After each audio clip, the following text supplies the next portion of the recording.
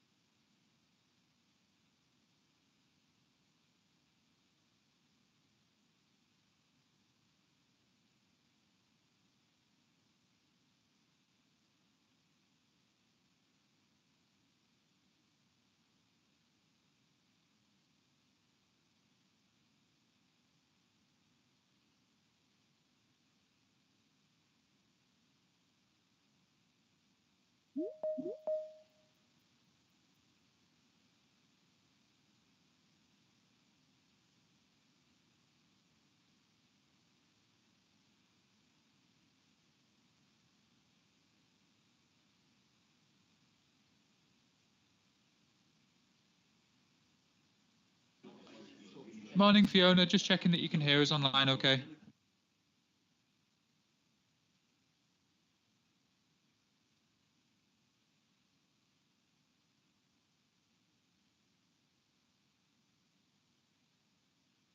Sorry, Fiona. Could you hear us okay?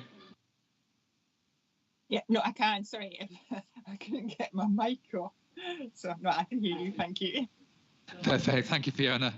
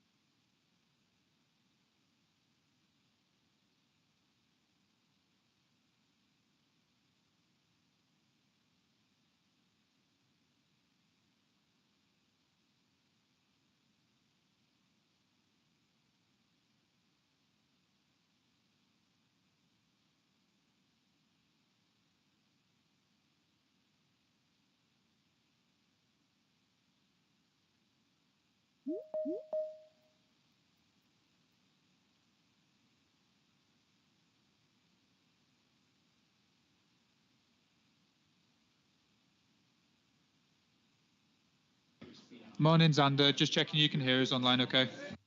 Good morning, James. Yes, I can hear you. Thank you. Perfect. Thank you, Xander.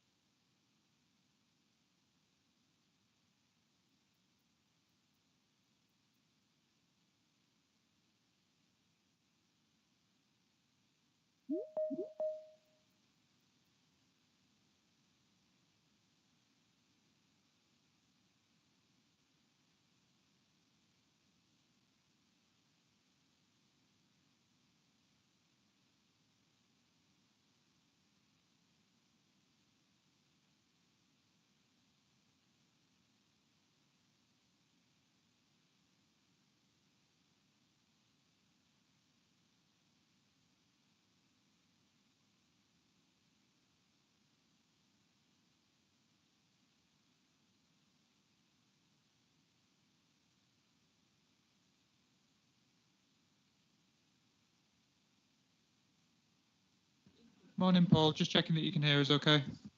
I can hear you. Can you hear me okay? Yeah, that's perfect, Paul. Thank you. Thank you.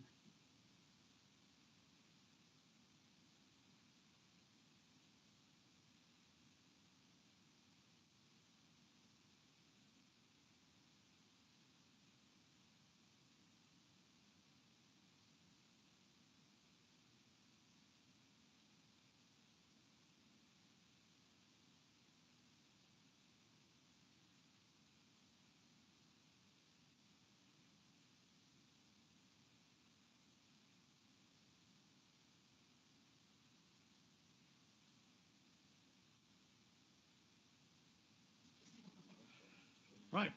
Good morning, everyone, and welcome to the April Cairngorms National Park Authority Planning Committee meeting.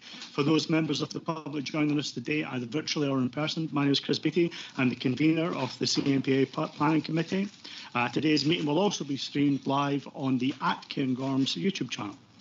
Now, we're still working through some technical difficulties, so I would ask any members in the room to, if they can, to switch their devices to silent and to not to dial into the meeting if you're actually in the room, because that's one of the reasons it causes some feedback. So before we go any further, I'm going to ask the clerk to the board to run a roll call.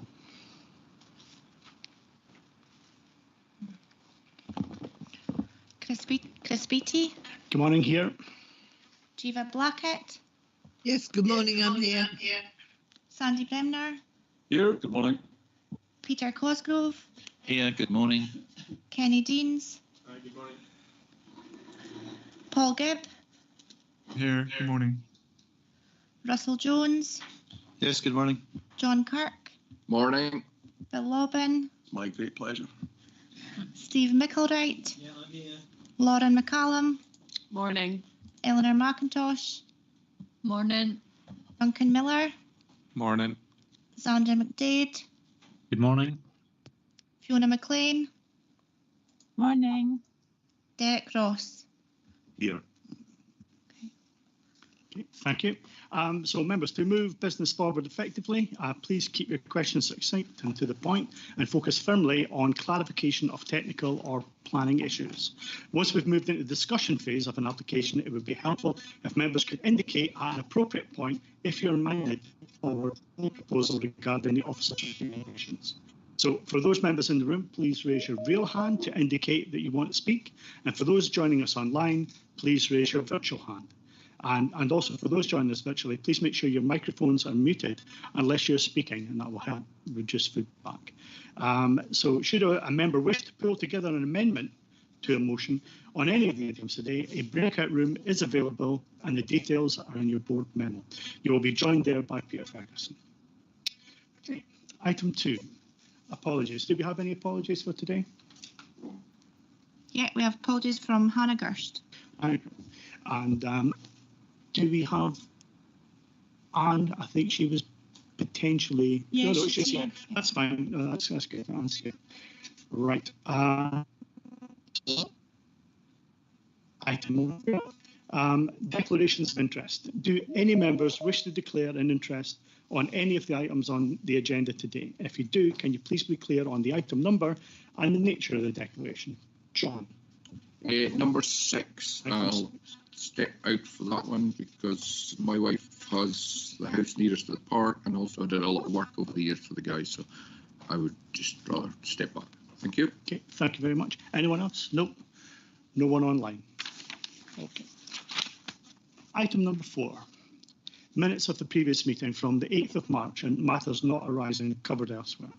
So can I ask the committee if it's content with the accuracy of the minutes of the planning committee? Yeah, okay. Can I assume the committee is happy to approve these minutes? Yeah, agreed. Okay. Any matters arising from action points? I don't think there's anything to update us, Gavin. Nope. Okay. So do any members wish to raise anything at all online? Nothing in the room.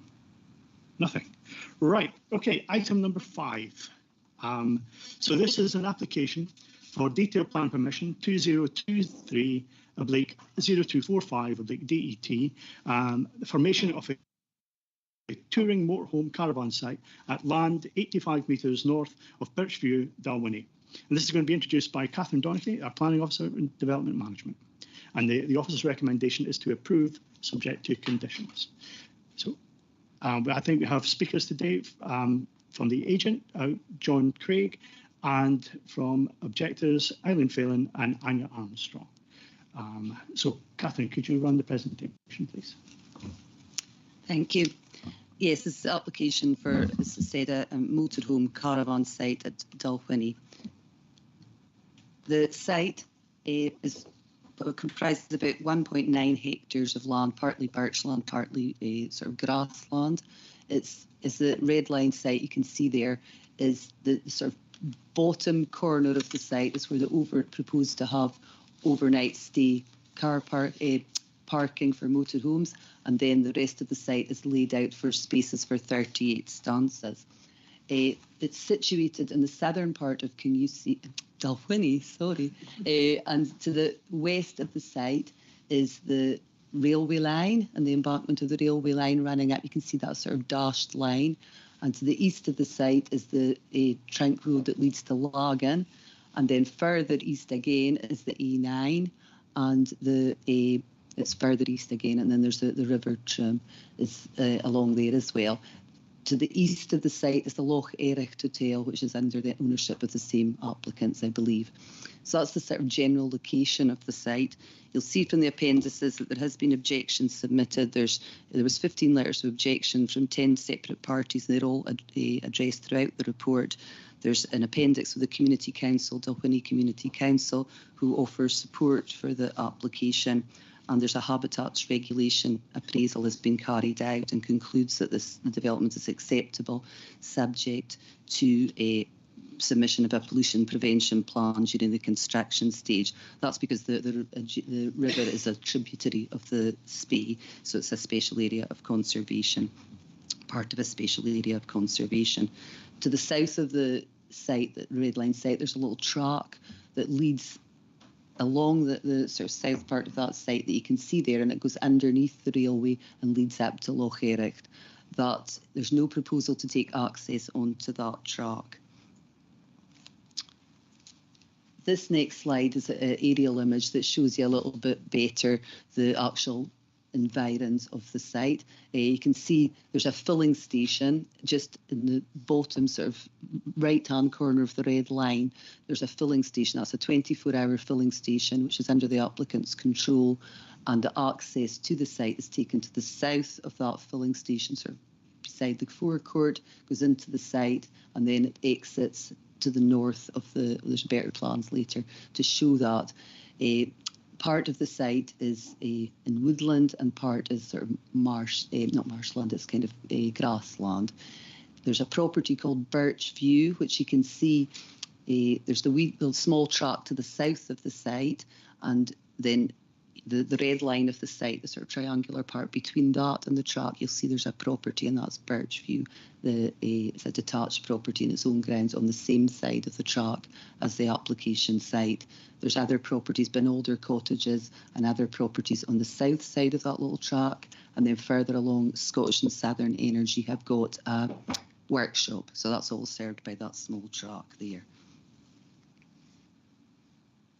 This slide shows the layout now. So you can see in the bottom right-hand corner of the red line site, that's the overnight stay area for a camper or touring vans, and there's 10 stances there. There's accessible, you can sort of see it's almost in like two blue squares. That's the accessible toilets, washroom area. And there's also a chemical toilet stance in here as well. The filling station is just to the right of that L-shaped little corner of the site and the forecourt of it. You can see the access coming in to the south of the forecourt, and then it goes into the site, crosses behind the filling station area, that's a sort of, is presently a kind of hardcore, kind of was a contractor's yard, and then they're forming an access road to serve through the birch woodland to serve all these 38 stances. You can see the road sort of winding through there. There's a kind of hatched brown area a bit to the left of the overnight stay area, and that's the soakaway for the septic tank arrangements and for the washroom, etc. So that's the soakaway area. There's a drainage assessment that's been put in, submitting how that works, that the soil conditions are suitable, etc. Then there's in the middle of the site, the middle of the stances, there's a refuse collection point. There's also a proposal for an underground storage tank for water there as well, for the fire and service rescue. And then you can see Birchview more clearly there, the property, the detached property that's the nearest property to the site. It's about 15 metres away from that soakaway area and about 30 metres from the red line to the north of it. And then you can see the stances sit maybe about 20-25 metres further into the site again from that property. Proposal is for a post and wire fence around the main site, and then around the overnight car parking, the overnight stay area is a screen fence. Is proposed along there. So that's as far as the infrastructure. There's a small site office as well at the entrance to the site. So that's the main infrastructure for the site. As I mentioned, there's trees on site, there's birch trees, and on Rowans there's largely native trees. There's been various ecology studies carried out, and the conclusions of those are that there'll have to be pre-construction surveys done for various species prior to any work commencing on site, that there'll be recommendations of our own ecologists that there should be some various enhancements done on site, maybe areas for reptiles, etc., and planting with native species. The applicant's agreeable to all these recommendations, and we're recommending a biodiversity plan for the site. There are some trees that the tree impact assessment has been done on the basis of the original layout, but following quite a lot of discussion with our landscape officer, there was some slight amendments to the positioning of the stances within the woodland to try and ensure that as many trees as possible were kept. That plan, the original tree survey plan, will have to be updated to demonstrate that, and we're suggesting a condition for that. But the essence of it is that it's been changed slightly so that more trees can be kept. So we're satisfied with our landscape advisor that as many trees as possible will be kept and the minimal impact of loss of trees on the site, and that there will be further planting carried out. This is the applicant's indicative landscaping plan showing what areas could be planted. You see these splodges, green splodges on the site. Now, we're recommending a planning condition that we get a detailed landscape plan, and that there should be some enhancement planting along the southern boundary towards Birchview, just to give a bit of more of a visual screen. And on the northern boundary, we've got to be careful about what sort of planting's done there, because that's to the north of there is wading bird habitat, so you don't want too much thick, dense planting because of it's not suitable for the wader bird habitat to have denser planting that predators could be hiding in, as it were. So that's the planting plan there. Now this is the access plan, just showing the in-out sort of arrangement. The green lines are showing where the access is coming in at the south, going around the back of the filling station, and then going off through within the site, and then exiting at the top opposite the Loch Eric Hotel. These accesses and forecourt are already all in position, the main forecourt. There is, to the north of that green access to the northern part of the site, there is a recycling area into the side of that, and there's a kind of car parking area. There's no proposal to change that, and the filling station will continue operating, the 24-hour filling station. The Transport, the technical consultees, Transport Scotland, it's at Shank Roads, they had to be consulted, and the Highland Council Roads Service have no objections to the application. It's on a filling station, adjacent to a filling station, so the petroleum officer from Highland Council Trading Standards were consulted, and they similarly have no objections, providing there's signage, suitable signage for their licensing. Now that's just a little bit more detailed one showing the access coming in, and you see the filling station there. And the filling station's also got a little shop there and post office facilities, I believe. That's the accessible, the washroom area and the toilets.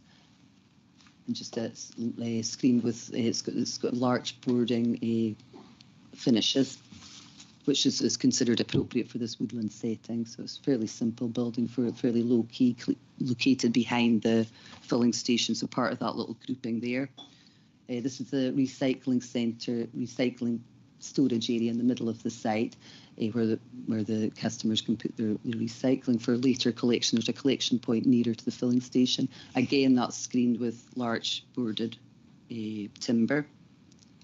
And this is a little small site office that they're having. There's no facilities in that site office. It's just simply a little, I suppose, for people signing in when they come in. Another very simple wooden building.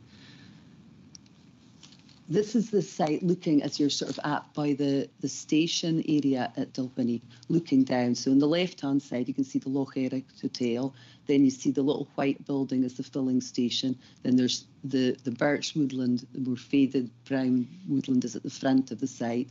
And it's partly out with that the touring caravans will sit. And then behind that, there's existing mature woodland behind that and some pine trees. To the right-hand side of that slide, you can see the embankment for the railway. So we consider that there is a setting for this development. There's the trees at the back, there's the existing buildings, and then there's the embankment plus the trees that it will sit within. So we feel that in landscape terms, it sits acceptably in the landscape. This is looking a bit more closer in, looking at the site, and you can see just through that building, that's Birchview, beyond the trees there. So the touring caravans motorhome site will be in front of that. This is when you're on the site and you're looking north towards the village. There's these trees here. There's the embankment, and the roads will sort of wind between. The stances will be sort of set within this treed area here. So that's on the site. This is in the north of the site, west of the site, beside the railway embankment. There's a little barn, a little water course, and there's a pond beyond that. And that was just to show you that because that's referred to in some of the objections. There was some concerns raised about flooding with this site. A flood risk assessment has been carried out. The area for development is out with the flood risk area, and the flood risk management team of Highland Council are satisfied with the information that's been provided, that there's no risk of flooding to the site itself or to other properties from it, and that there's safe access and egress from the site. This is just kind of in the site, looking back towards you see these porta cabins are partly, that's kind of on the site of where the accessible washroom will be, and that's looking back, that's where the access will be coming in from the touring caravan area into there, and then beyond that is the little filling station building. The site was previously used, a part of the site as a sort of contractors area, I believe, when various contractors have been working in the Dalwhinnie area, SSE, etc. You'll see that better in some of the other slides. That's the site access, the area that will be going through, which is, a bit untidy at the moment. This is where the overnight stay area is. There's a screen fence already along that. That's at the back of that little track I mentioned earlier. And that's the beginning of the cottages leading up to Binalder cottages. So we're looking south there, and that's where the overnight stay area will be for 10 vehicles. So it's got sort of various assorted contractors' materials in it at the moment. And that's it, again, looking back towards the filling station. That's a area the Contaminated Land Officer has been involved with this application because obviously with it being close to a petrol filling station, you want to be sure there's no migration of gases, etc. They're satisfied with the application because there's not going to be any sort of digging in to create foundations for any of the buildings, and there's a condition recommended to ensure that that remains the case. So they're satisfied with the proposals in terms of contamination.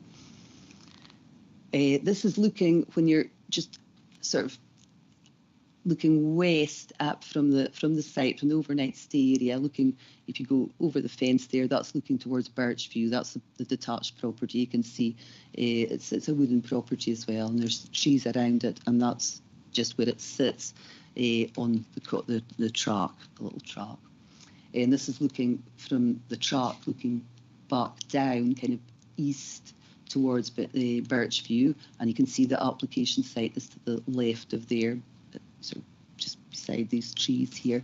That's where it's proposed to have the layout.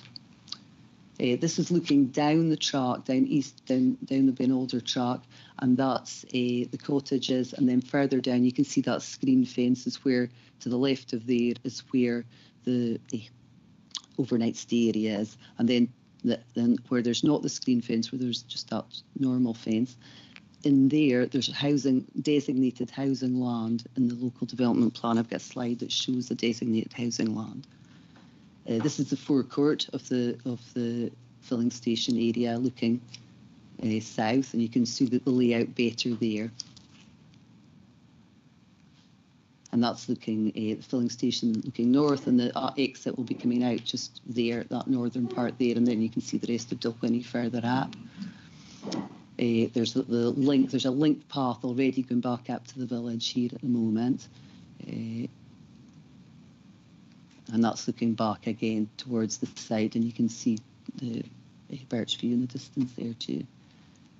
And this is the settlement statement, and you can see that the red line is the designated housing land, and the blue is the economic development site. Now this proposal is partly, a little bit of it is on the blue economic development site, the overnight stay parking, a bit of it's on there, but you can see almost the sort of shaded, the lighter shaded bit of the red is where the rest of the overnight stay parking area is, and that's on designated housing land. It's designated for 6 units.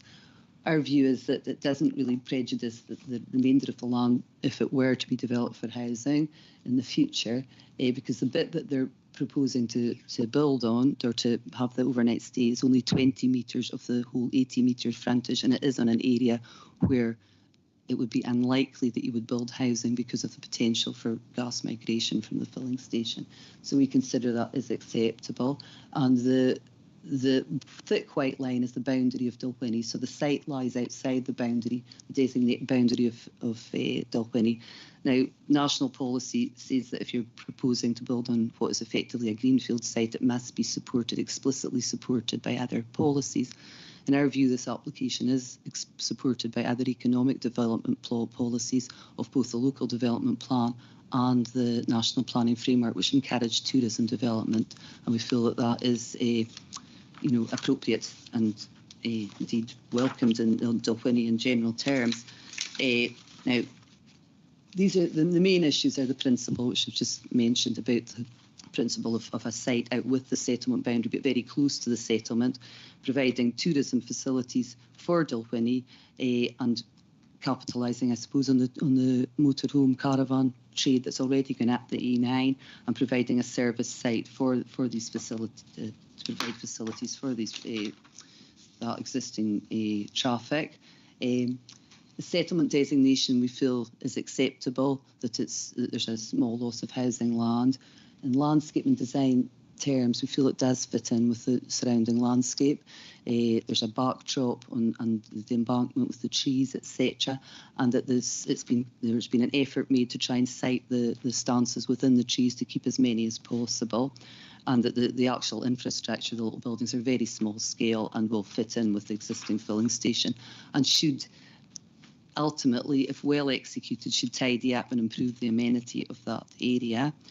In terms of amenity, there has, as I mentioned, been a number of objections, and there's concerns about the impacts on the nearest properties. They've been looked at by Environmental Health and ourselves, and we are satisfied that there's not going to be an undue adverse effect, and that subject to suitable conditions about the management of the site, which will be governed by the environmental health licensing as well, that we don't feel there'll be an unacceptable impact on these properties. In terms of environmental impacts, that's been addressed by our ecologist and by the habitat regulation appraisal, and we don't feel that there'll be any adverse environmental impacts, and that there's opportunities to enhance biodiversity that can be taken at this site. Flooding, water and drainage have all been addressed by the technical consultees and are not considered to be raise particular issues now. There has been issues raised in terms of safety. Contamination I've covered earlier, but safety, there's been quite a bit of concern about fire safety at the site. We have consulted the Fire and Rescue Service, who comment only on access and water supply, and they're satisfied with the access arrangements, and they're satisfied that there is an adequate water supply, providing there's a water tank on site for extra storage, as well as there's a fire hydrant in the road. And they, at the stage when this application, if this got planning permission, would have to be licensed by Highland Council's Environmental Health Service, and they consult with the Fire and Rescue Service at that time, and they would not grant a licence unless they met the fire and safety regulations. So we don't feel that there's a particular issue there. We're aware of guidance that the Fire and Rescue Service consider, and we've asked the applicant to liaise with them closely, and so that if there is any minor tweaks that need to be done, they'd have to come back to us for that. But we're hopeful that won't have to be the case. So overall, servicing, there's no particular service issues with it. So we're recommending approval of the application, subject to a number of conditions which have been discussed with the applicant, which are really looking for a bit more detail on some of the submissions, but we're content that they can be readily addressed by the applicant, and with the imposition of those conditions that we can address all and mitigate all impacts.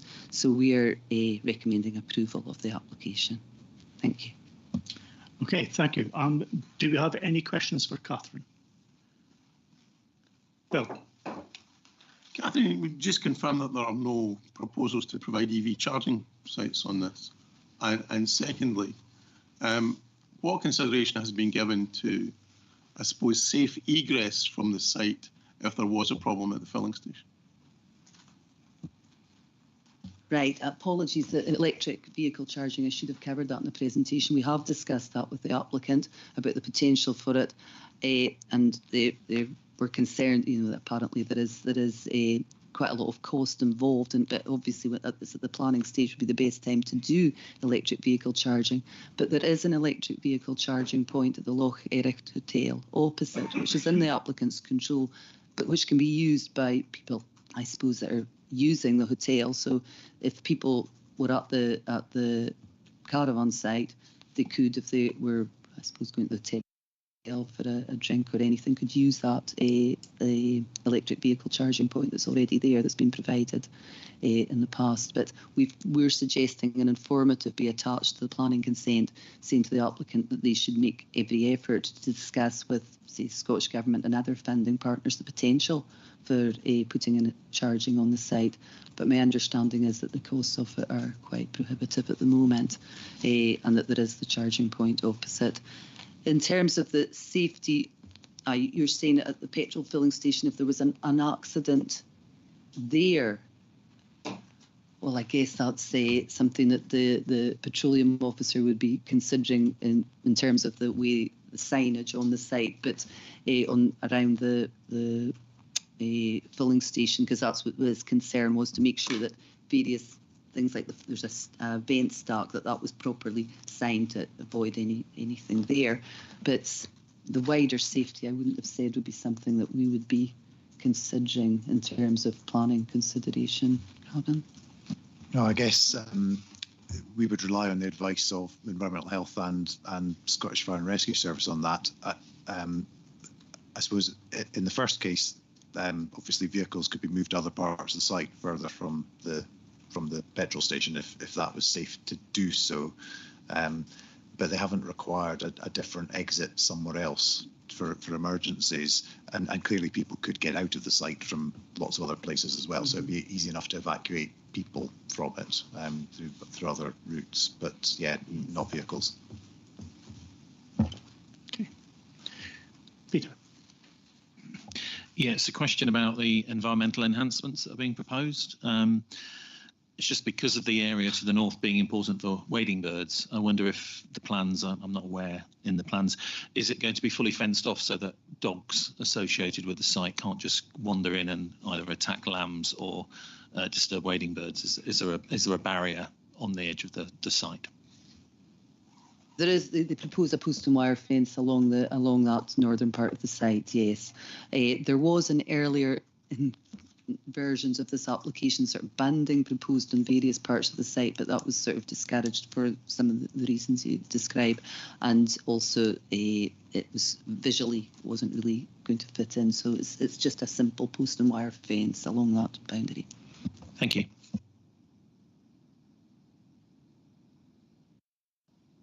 Anyone else? No, I don't see anyone online. No questions online. Okay, thank you, Catherine. So next we have a presentation from John Craig, the agent. Mr. Craig, if you'd like to come forward, please. And so when you're speaking, if you have a seat there. Yeah.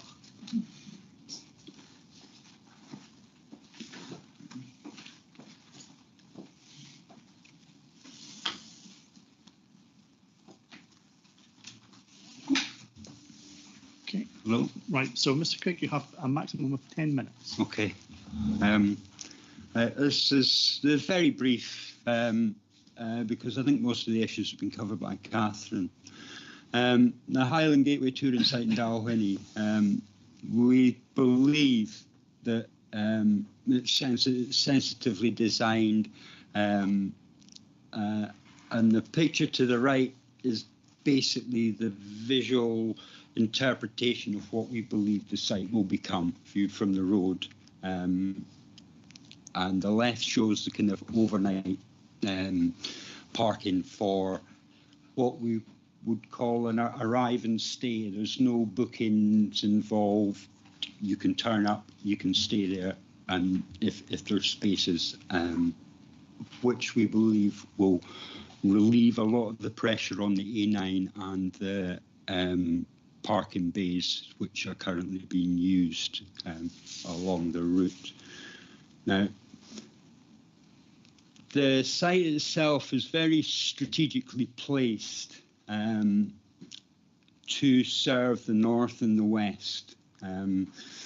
It's just off the A9, and it occupies a point in the road where there's the turn off to Fort William and further out to the west, and there's for people to continue further north and even to the northeast. The location is at a point as well where we believe it is at the limit from if people from down south are travelling north. It provides a perfect opportunity where there is no provision at present for people to stop and to provide even an overnight stay, if not for longer periods. But by this, we think that the location would open up so much more ground. Would open up so much more land and availability for the use of the park in areas where it is now presently, it's a bit of a dead area. So strategically, it's well placed. The clients are father and son team. They're invested in Dalwhinnie. They're not some corporate entity that's come along and decided, oh, this looks like a good strategic place to invest in. Now, this was a Loch Eric a few years ago, which they own, and this is it now. It is starting to attract people. The village in the past has been, I won't say run down, but it's been quite neglected. There's not really been anybody that is prepared to put their time, their effort and their resources into regenerating the village, as Ainsley and his father have. Now, the proposal itself is to provide a stopover destination that's at the edge of the village. And I've said before, it's designed to have a minimal impact on the area, but it hopefully will have a major impact on the sustainability of existing buildings and the future prospects of the village. As I said before, the strategy is to create a place that's nestled in, rather than something that's in your face and it can be seen for quite some distance. We've designed it so that the trees, the existing birch woodland, is allowed to spread out and to expand into the area where the caravan pitches are. Now, this will provide screening, but it also will promote the natural woodland of the area. Now, this is ancient woodland, so we believe that this should be preserved and enhanced. Now, there's lots of benefits to the site, not just the sustainability of the village and other cafes in the village, but then also further away. We've got Wolf Tracks in Lagan and the village cafes in Lagan. But also, at present, there is no where the people, say, doing the Duke of Edinburgh scheme or things like this, can stop. There's no end point destination. Now, the whole area, which comprises of the hills and the mountains, but there's also lots of walking routes and all this that go past Coolrabothie and all these areas.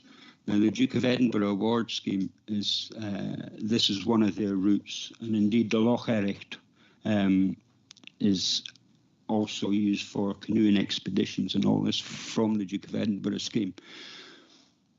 The issue is with young kids or younger people, when they arrive at their destination at Dalwhinnie, there's the parents or other people like this, they have to hang about and wait, and if the expedition's late, then they could be running into the evening and into the night.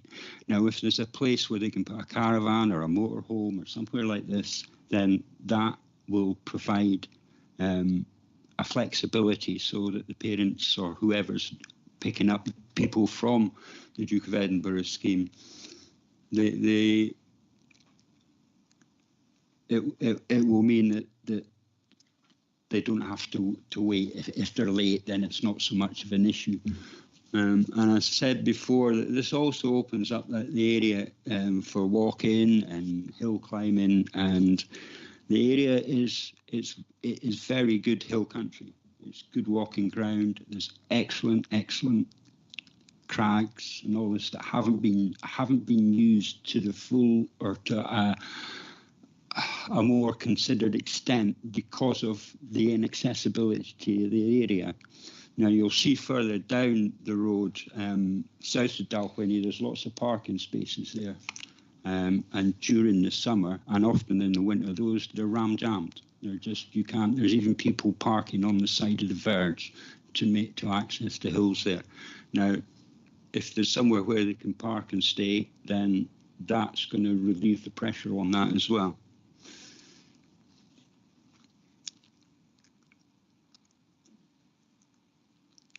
We believe that we've been very sensitive in the positioning and the layout of the site.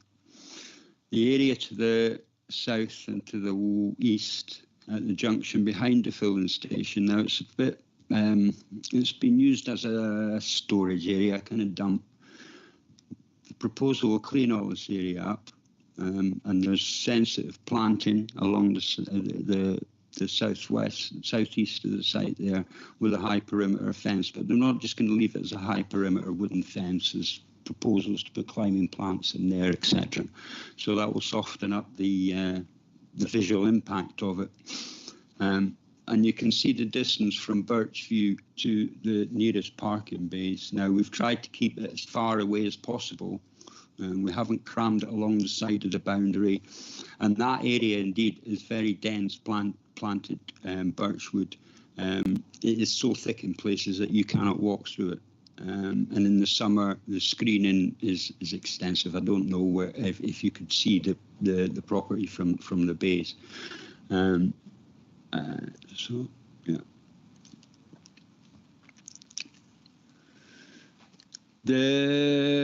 Excuse me, Mr. Craig, you've got 1 minute left. Oh, sorry, I didn't realise. The NC 500 has had quite an extensive impact on the litter bins along the A9 corridor. Although not just the litter bins, there's also been incidences of chemical toilet waste being dumped in the laybys. The proposal will address that. Now, the benefit of bums on seats is quite great for Dalwhinnie. There are businesses there that need and could do with bolstering with some extra people. So that's about it. Okay, thank you, Mr. Craig. Sorry. So, do we have any questions for Mr. Craig from the room? No one? Okay, any questions from online? Sorry, Eleanor. I was just going to follow up on Bill's question to Catherine about the electric charging point, and see what the mileage was in this day and age where we should be promoting sustainable travel. Yes, sorry.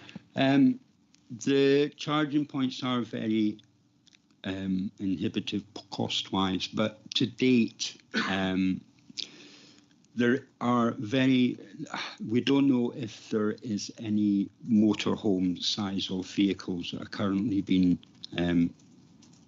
made electric vehicles. And if you tow a car with a caravan, if you have an electric vehicle towing a caravan, then the range of the vehicle is significantly reduced. So we don't believe that the technology is there yet to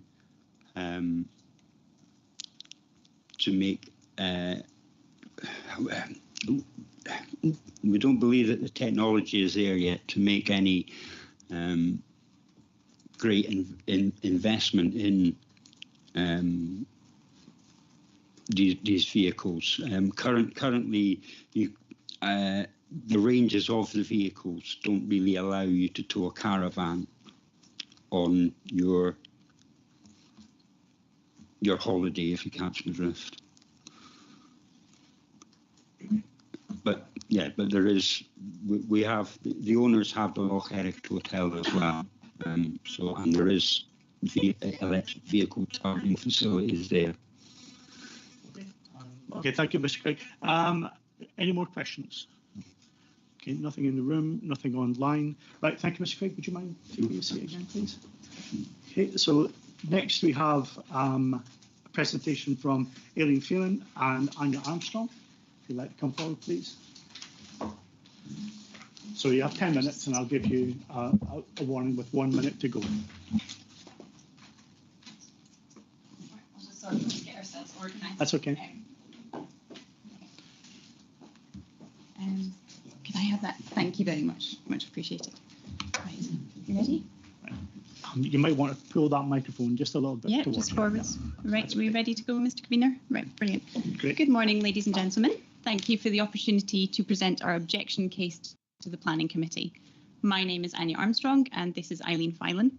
Richard and Eileen Phelan own the property adjacent Birchview. I'd like to discuss the fact that approving this application would mean the loss of our only land which is allocated for housing in Dalwhinnie Village. To start with, I'll read an excerpt from the LDP. Dalwhinnie has a land-based economy with fragile services and future housing is needed to support these and sustain a stable population. We are aware from members of the Community Council that existing businesses in Dalwhinnie, including the cafes and the distillery, are now struggling to find suitable housing for workers. This is affecting their business operations, and over the wider area it has become almost impossible to recruit seasonal workers. We also know of local families wanting to move into the village, but again, there is no available housing. Although the village would like to see more economic development, this should not come at the cost of an acute housing shortage. Looking at the housing supply target within the current LDP, these 6 housing plots represent nearly 3% of CNPA's own targets. With only 19 future housing plots planned for Dalwhinnie, Lagan or Newtonmore, the local impact of the loss of these sites would be very significant. The case officer dismisses our concerns over the loss of housing by saying that more employment would sustain the long-term population. But we cannot find workers for seasonal jobs, and we cannot find housing for existing workers. So seasonal economic development, before that can expand, we need affordable housing. This plan shows the extent of the encroachment onto the land allocated for housing site. The proposed plan uses almost 1/3 of the housing site. In terms of contamination of land, the housing site is usable. No issue was found when Birchview made a recent extension. Contrary to the committee report, it will be impossible to develop the remaining house plots due to the lack of access and turning space for construction vehicles. The road to the south, as discussed, is an unadopted and unmaintained track.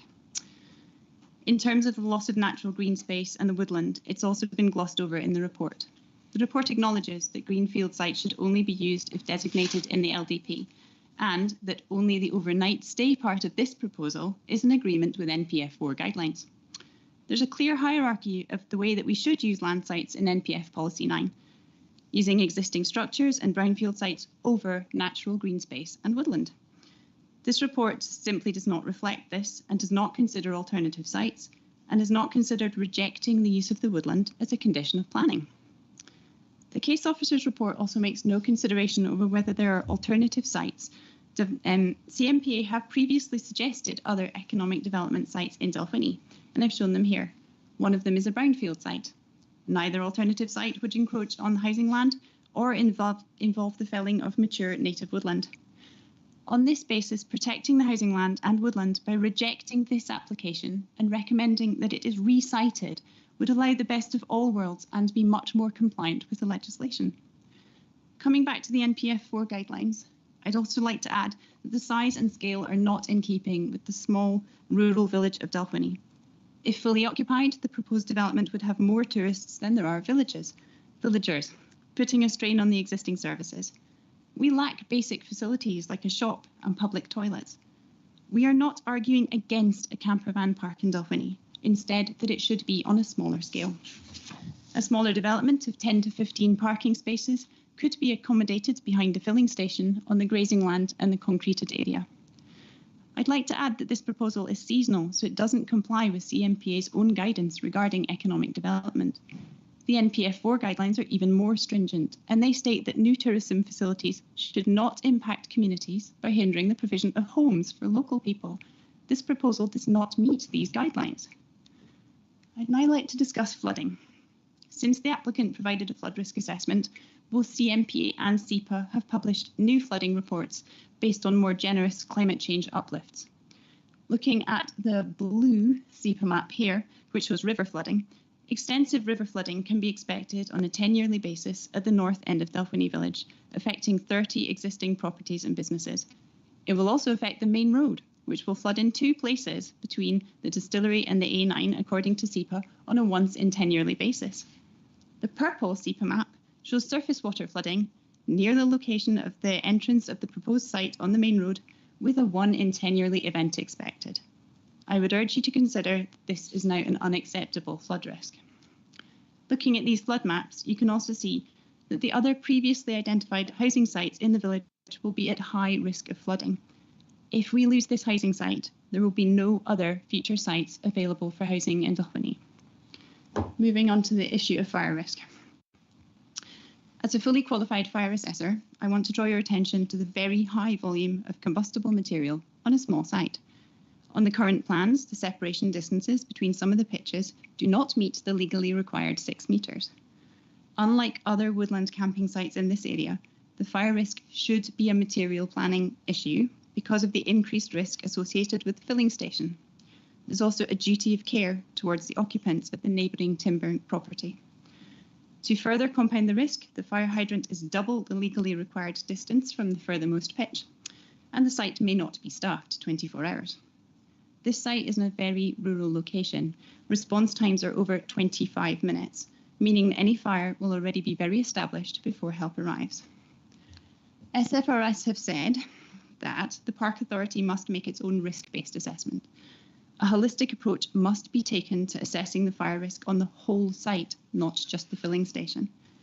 In my capacity as a professional fire risk assessor, I consider the existing mitigations do not reduce the risk to an acceptable level. I would also like to say that this type of site is unprecedented in Scotland because the filling station is both at the entrance and exit of the proposed development.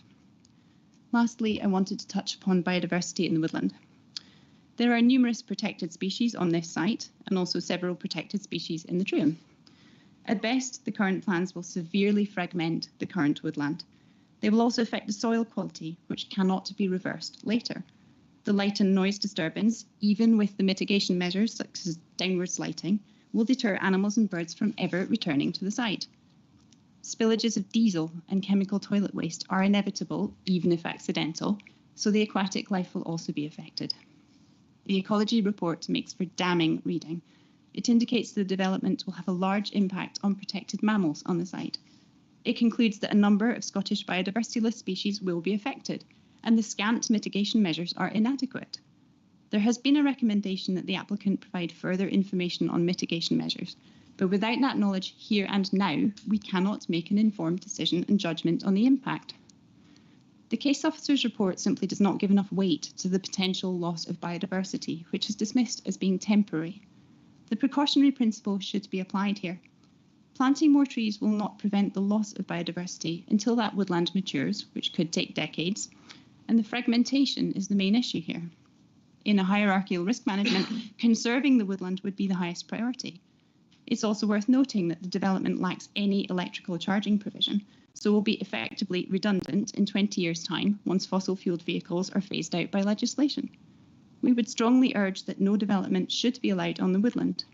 Conservation of the woodland should be the overriding priority over a development with short-term economic gain. All this damage to the wood. The village and the wider area lose 6 housing plots, and the only gain for the villagers of Darwhinnie is 1, possibly 2, seasonal jobs. I'll now like to hand over to Eileen Filan. Ms. Filan, you have 1 minute and 35 seconds. There's a need for traffic management on the filling station forecourt. There are camper vans which may be wanting to refuel and confront vehicles coming into the fuel pumps. There can be bicycles exiting the camper van site, and it's complicated for pedestrians on the forecourt accessing the postbox or recycling. For the nearest neighbours along the unadopted track, any enhanced tree planting between the site and the property of Birchview will take some years to provide any screening from noise and light and the visual proximity of the site. Screening should be immediate. The soak-away-for locations for foul and grey water are very close to Birchview.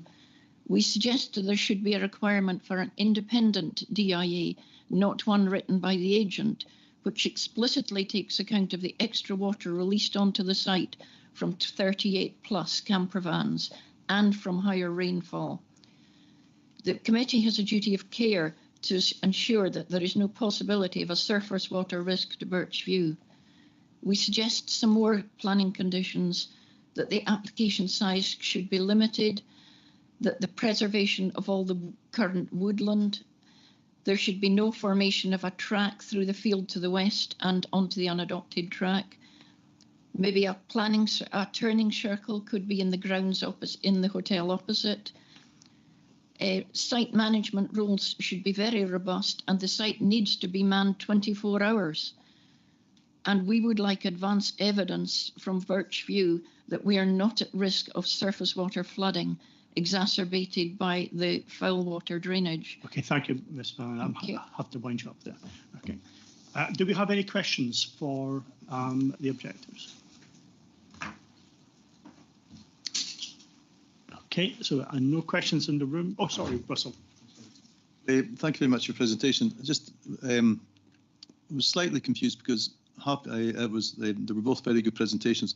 Half your presentation seemed to be saying that there should be no development at the site, and the last bit seemed to be saying that there should be conditions attached to it. So which are we saying?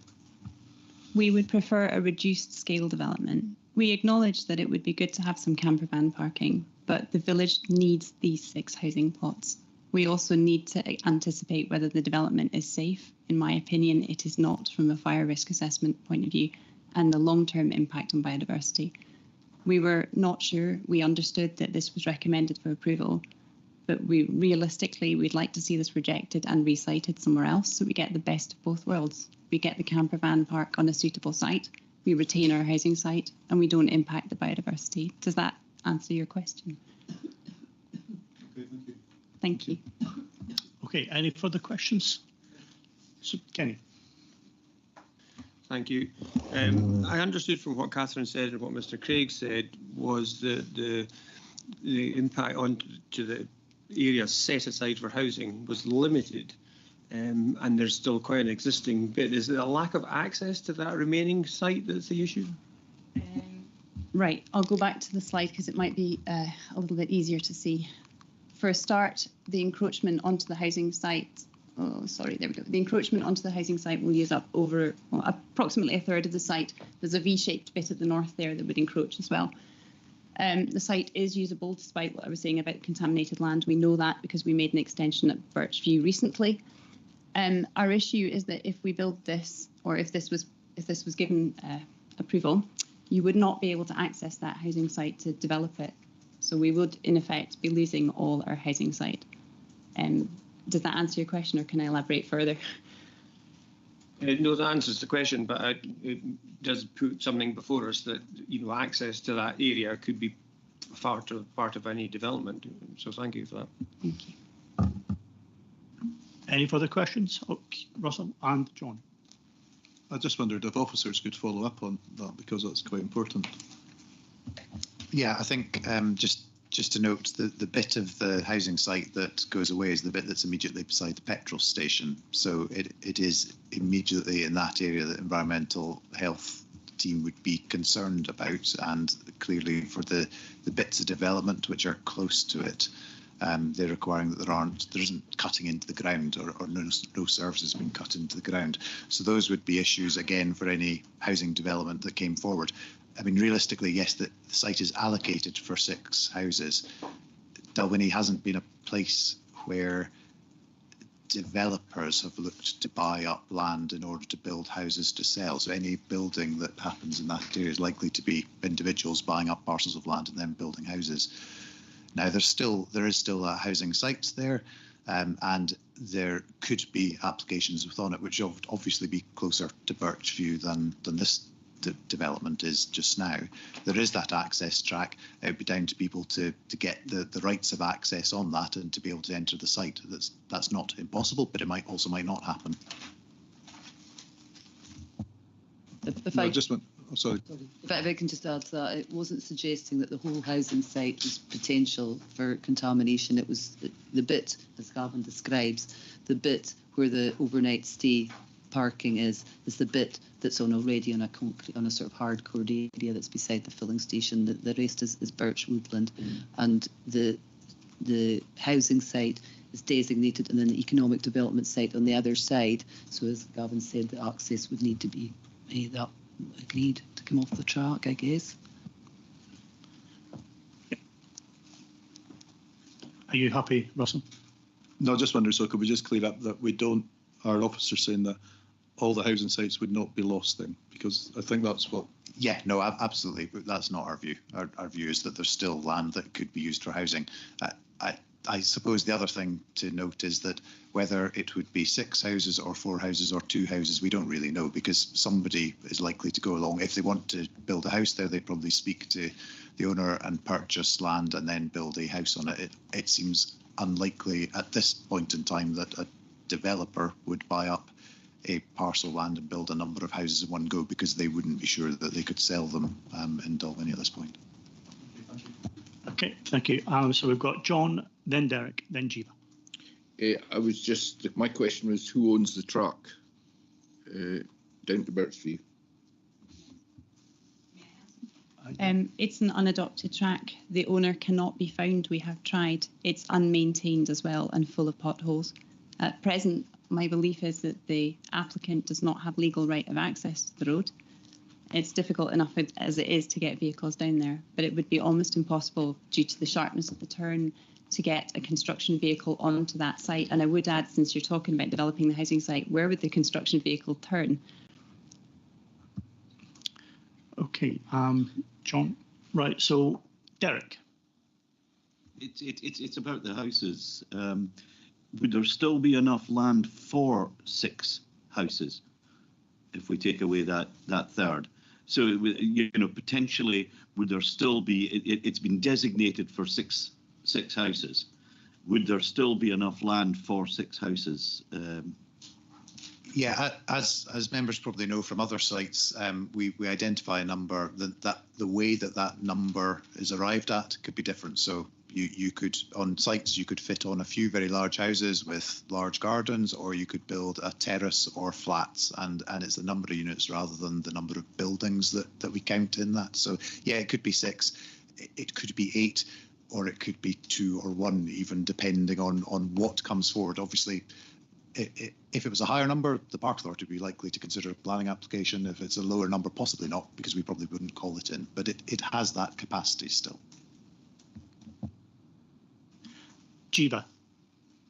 No, it was okay, Chair. Gavin answered my question. Thank you. Okay, that's great.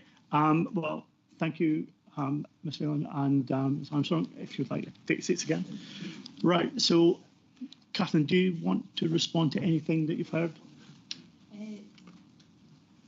I would simply point out that the woodland is not designated ancient woodland. It's native woodland as a designation. I think Mr. Craig mentioned it was ancient woodland. It's a birch woodland. It's not particularly dense. It's just a normal birch woodland. So that was the only thing I wanted to sort of say there, and that our technical consultees were satisfied with the flood risk and the drainage assessments, and similarly the fire and rescue service did not have an issue with access to and from the site. Okay, thank you, Catherine. So we'll move into the discussion phase now. Do members have anything they wish to raise? Okay, I'm not saying anything in the room. Bill? Yeah, I think the loss of any housing land that we've designated house land is very unfortunate. But Dalwhinnie does need economic development. There's no doubt about that. I'm just not entirely convinced that the access and egress to the new site is in the right place. I'll listen to us. Anyone else? Eleanor? Is it not the case that there's nobody has a crystal ball, but there's no actual building? It's only stances that are proposed on that sort of housing site, if you like to call it that. Is that right, Catherine? That's correct. Yeah. So that, I mean, it would be quite a simple process in the future if the owner of the land wanted to return it to housing. Then there's nothing really there stopping it. So there's no building on that land. It's just they'll be marking out stances. That the land, that part that was on that slide, it was quite a useful slide that showed it, is actually just a sort of yard, a bit untidy contractor sort of yard at the moment, and they're just going to be marking out, clearing away the rubbish, I suppose, and marking out spaces. So no, there's nothing to stop it from that. So in the future, it'll all be down to economics of what's best for the owner. And at the minute, I see it as being a good use of land for a very rural village that, to me, looks desperately in need of the uplift that this has every chance of bringing them. So if all the experts and consultees are content with it, regards the safety, fire, egress to the site, then I'm tending towards supporting it at this minute. Russell. Yeah, thanks. I can remember when part of this site was actually the site of a fairly large lorry company, and it used to be Dalwhinnie Tippers, and there was quite a number of lorries that were parked there, and that was good for business and jobs in Dalwhinnie, but probably wasn't that nice to look at for people either. Obviously, part of the site spills over from that. I know that any new development's always contentious, and I'm very aware of the points that were raised there by the objectors, but I would tend to agree with Eleanor, and overall I think it will be good for Dalwhinnie. I think it's good for the south end of the park as well, to have this facility. And yeah, I mean, I would tend to go with the conditions, and agree with what Eleanor says. If the experts are happy, then I would be happy, and I would back the officer's recommendation. Okay, thank you. Does anyone else wish to speak on this? No one in the room, no one online. Okay, so are we content as a committee to take forward the officer's recommendation and approve the application? We are, right? Okay, so the application number 2023/0245/DET for the formation of a touring motorhome caravan site of the land 85 metres north of Birchview, Dalwhinnie, has been approved. Okay, thank you very much. Moving on to item number 6. So this is an application for detailed plan and permission 2023/0380/DET, extension to a caravan site with 16 static holiday caravans at Grantown's Bay Caravan, Motorhome Club, Seafield Avenue, Grantown's Bay. I believe John is leaving us for this item. Right, the recommendation is to approve subject to conditions. We have a speaker in objection of the application, but first we're going to hear from Katie, who's going to do the presentation. Katie.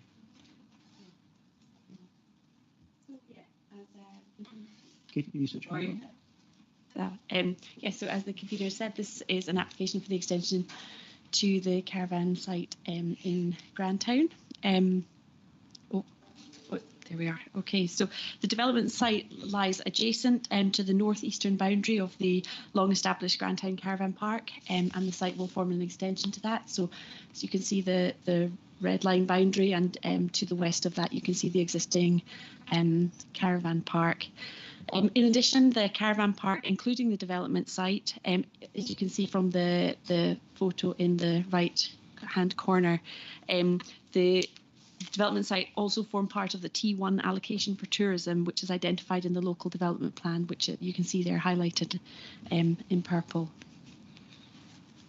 Okay, so this is the aerial view of the application site, and there you can see it in the wider context of the existing Grantown Caravan Park.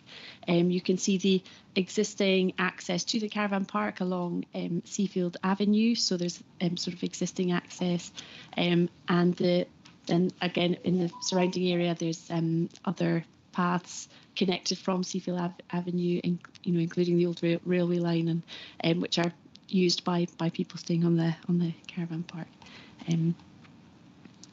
And this is it just a little bit more closely. Now this photo is just from, this aerial image is from a while ago, so the site does not look like that now, as I'll go on to explain. And just immediately to the sort of southeast of the site as well is an area known as the Mossy.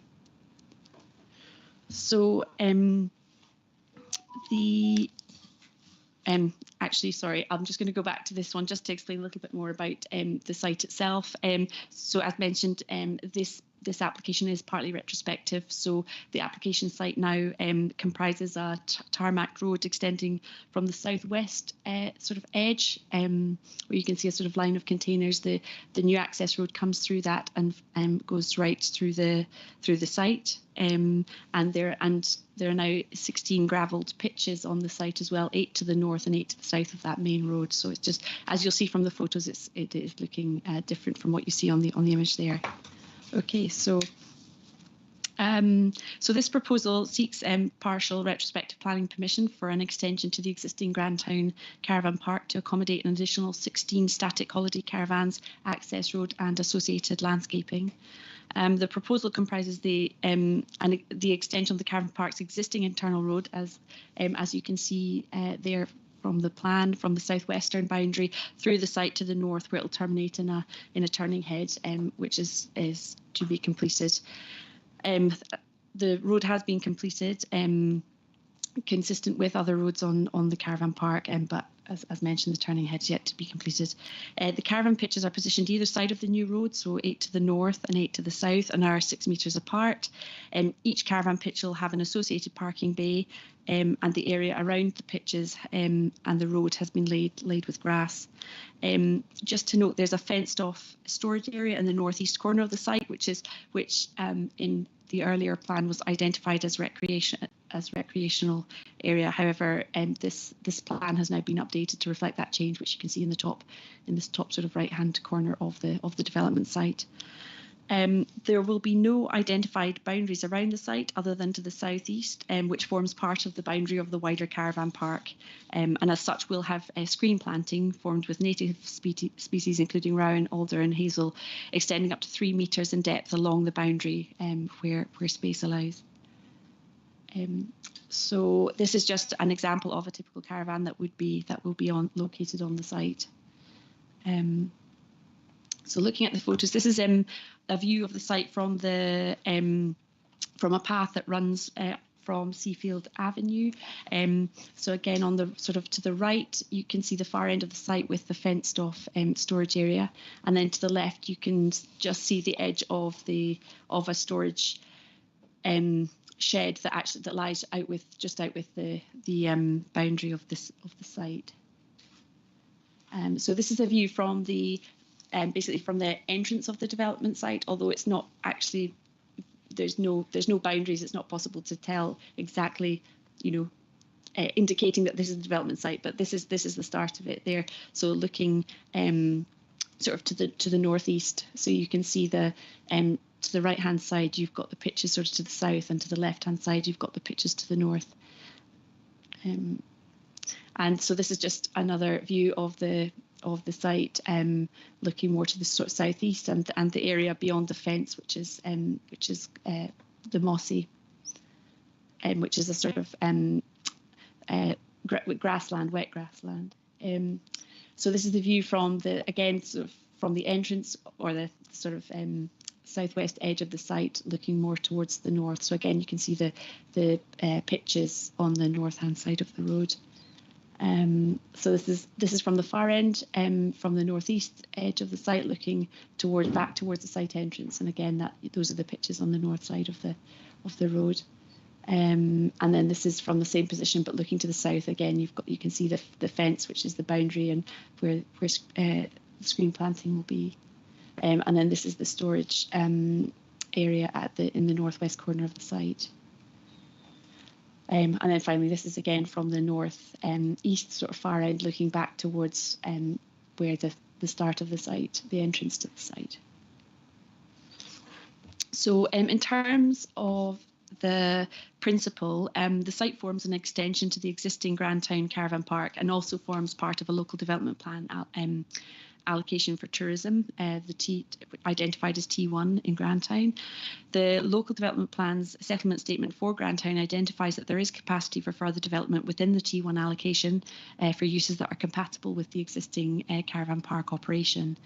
On that basis, it's considered that the proposal complies with the local development plan by providing an extension which is compatible with the existing operational business, and the layout of the site is in keeping with what is already on the caravan park and adjacent to the site itself, and overall the principle complies with the relevant national planning framework for policies and development plan policies.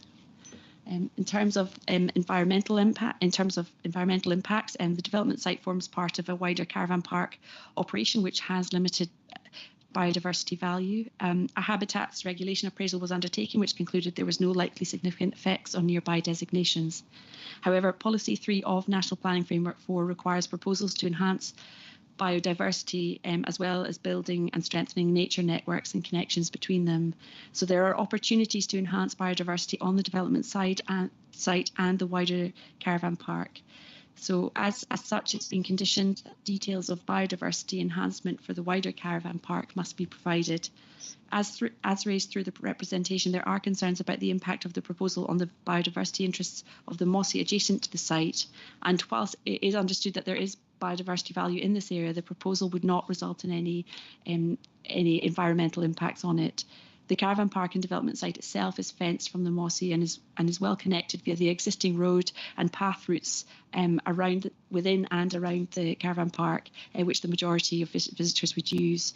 So overall, the proposal would not result in any adverse impacts, any adverse environmental impacts, and with the inclusion of the condition in respect of enhancing biodiversity, the proposal complies with the relevant national and local policy provisions. In terms of landscape, the proposal forms a small addition to a substantial existing caravan park. However, it is acknowledged that the new caravan parks will increase the visual impact of the whole park by lengthening it along the most visible boundary. This part of the existing site is visible from a number of points, including the Mossy Seafield Court and the footpath that I showed the photo from, which runs from the church to Seafield Avenue, which is popular for walkers and runners. The proposal does include up to 3 metres deep screen planting along the visible southeastern boundary, which will mitigate the visual effect of the proposal. Whilst the screening is already proposed as part of the application, a condition will include to provide full details of the proposed screen planting and maintenance for that. So subject to the inclusion of this condition relating to the landscaping, this proposal complies with the relevant provisions, again, of National Planning Framework 4 and the Local Development Plan. And finally, in respect of roads, there's an existing established access to the caravan park, which will remain unaltered. And the internal access road has been extended to the site to provide access, and there will be parking for a single car at each caravan pitch. The development site is well located, is well connected via the caravan park's existing road and access, and the site is well connected to the surrounding area. Highland Council's road team are content that the additional cars from 16 caravans will not impact on the existing road infrastructure. They have, however, requested a condition requiring a construction traffic management plan for the caravans. But overall, the proposal does not present any significant access or road issues, and as such is acceptable in this respect. Just to conclude, the proposal forms part of an allocation for tourism identified within the local development plan. It's compatible with its neighbouring use, and whilst will result in some visual impacts as a result of the caravans, suitable screen planting has been proposed and conditions will be implemented to ensure this will be provided and is sufficient. While some concerns have been raised, the scale of the proposal will not result in any adverse impacts on the surrounding area, and conditions are proposed relating to landscape mitigation and biodiversity enhancement. So overall, the proposal complies with the relevant National Planning Framework 4 and Local Development Plan policies, and therefore is recommended for approval subject to appropriate planning conditions. Thank you. Okay, thank you, Katie. Do we have any questions for Katie? Derek and Peter. Thanks very much, Katie. I wonder if you could go back to the photograph you had of the caravan.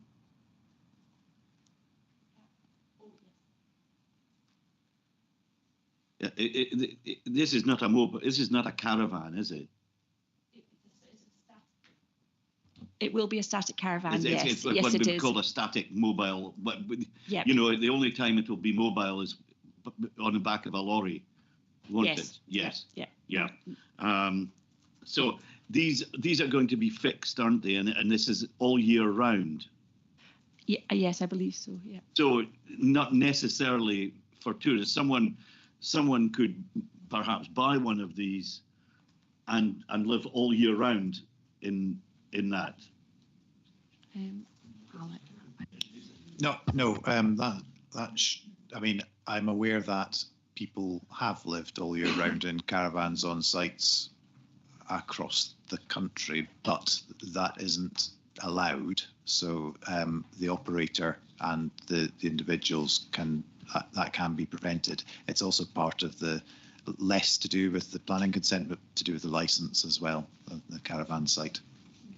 But technically, these aren't these aren't caravans. Someone doesn't pitch up as a tourist to Granton and get a pitch, so to speak, as you traditionally did in a caravan park. No, I mean it's static caravans. I mean, I don't think it's not pretending to be a touring caravan site on this, but although there are touring caravan pitches in other parts of the site, these are static caravans. Bill to my left is just filming. It would be called a chalet park. You need a pretty big electric. Okay, Peter. It was really a sort of a fundamental question about why this is a retrospective application and why this didn't go forward through due process initially. Before my time on the board, I seem to recall that additional things have happened at this location before without planning consent, and are we consistently allowing the applicant to repeatedly build what they like and then approach the issue from a let's get retrospective once we've built it? Yeah, obviously, as the planning committee today, whether that it is retrospective is irrelevant to your decision about this. As a wider point, retrospective planning applications are very annoying for everybody. And in this case, this retrospective application is only part of the works which have been undertaken without planning permission on this site. So, however, this application, seen in isolation, we consider to be acceptable and recommending approval of it. The conditions which are applied to it also relate to other parts of this site, and particularly on the biodiversity enhancements, relate to land where the applicant has disturbed ground, which we might otherwise have considered to be quite valuable. So the applicant is going to have to work very hard to discharge the conditions that we're proposing on this application, because it relates to the land that they control, which is a wider area and is all allocated for the extension, but not in a sort of burn earth policy. So we would expect them to come forward with the details for that condition that match the value of the site that was and what they can do to enhance the biodiversity in total. And I think the important thing about the conditions we proposed is that no further development is allowed, and that they can't put on any of these caravans onto the site. So there is no return on what they've done until they can do that. And I'm very happy for the Park Authority to be monitoring this very closely and to serve whatever notices we need to if there's any further development on the site as well. Thank you. Yeah, just on the back of that, I was going to suggest that at the end of this application determination that Chris writes to the applicant, who I believe is a new applicant, because there has been issues in the past on that site, and also take maybe a step further with the committee's approval and give the planning team the authority to issue stop notices on the site if they see fit, rather than have to take that back to a full committee. You know, it could come via Chris at that point. So let's make the determination and then come back to that point if you're happy. Chris. Okay, thank you, Eleanor. Anyone else wish to speak on this? No one in the room, no one online. Now we have a presentation from Badenoch and Strathbay Conservation Group. Who's speaking? Good morning. Tessa Jones to speak.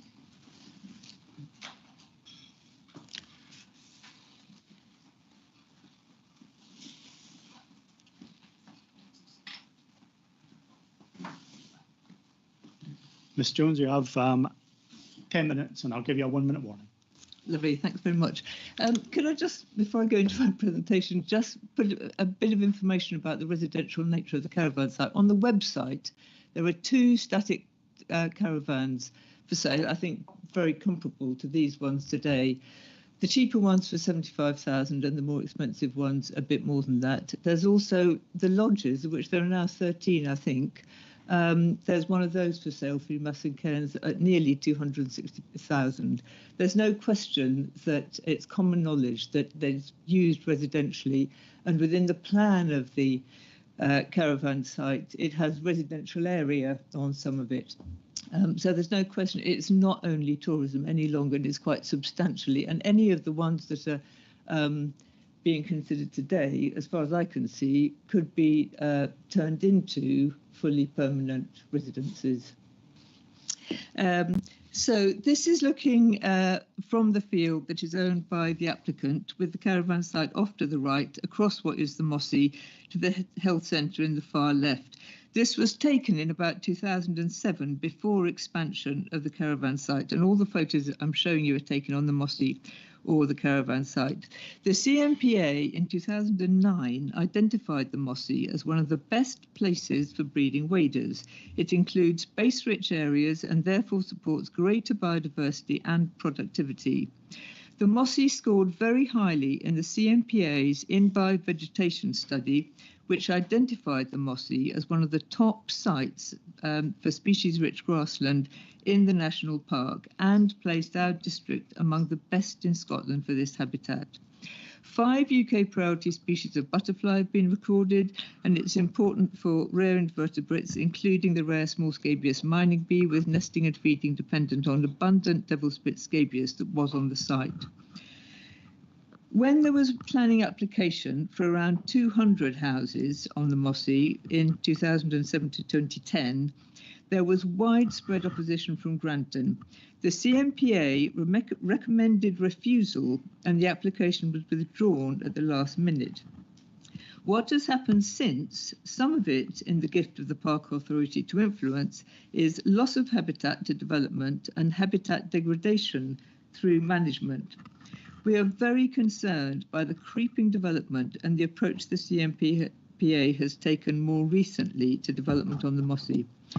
When Lynemore Care Home was built on the Mossy, the CMPA had the opportunity to insist that the ecologists' recommendations for providing habitat and food plants for rare bees and other pollinators was carried through, and this was not done at all. When the CMPA approved the adjacent Beacon Court development on estate land, they had the opportunity to secure the protection of the rest of the Mossy, which is all owned by the estate, but not a thing was done. This could have led to a local nature reserve, which the Community Council of past has supported. In your current LDP, 3.6 hectares is allocated on the Mossy for some 50 houses near the health centre. This allocated area overlaps with the area described by the CMPA previously as of particular value for waders and unimproved mesotrophic grassland, as well as the once abundant gentians and grassland fungi.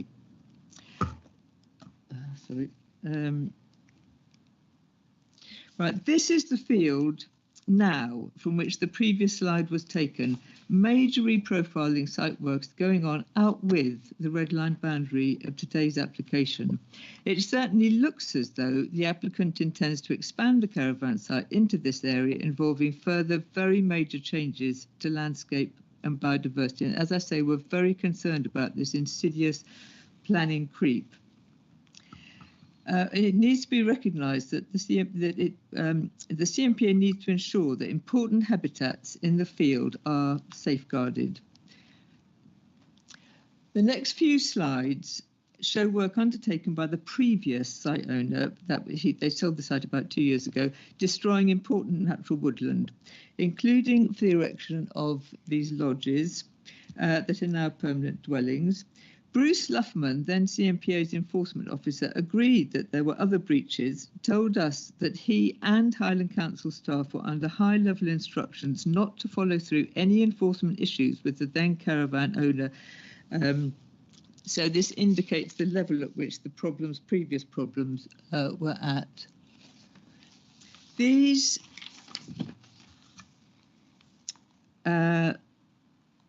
these bays were built out with the then caravan site boundary, erroneously described as temporary when this appeared to be a way of getting around planning. We were told by the CMPA that the grassland would be reinstated after 3 years, and this never happened. So obviously we are concerned that the present application is partly retrospective. And this is how it is today, and the next few slides show work by the present owner beyond the boundary of today's application. The levelling and preparation is presumably for further caravans or lodges, both of which may be sold and may provide permanent dwellings. The work is continuing the destruction of grassland on this site and is undermining the special qualities of the wider mossy area. It shows the scale of reprofiling looking towards the application site in the background. Now this shows remaining habitat, the tree and woodland landscape that still exists on the caravan site and that the CMPA has the opportunity to specifically conserve. These are 2 significant willows that are still on the site and that should be protected. The mature aspen on the right was recently felled, and that it also had aspen bracket on it. So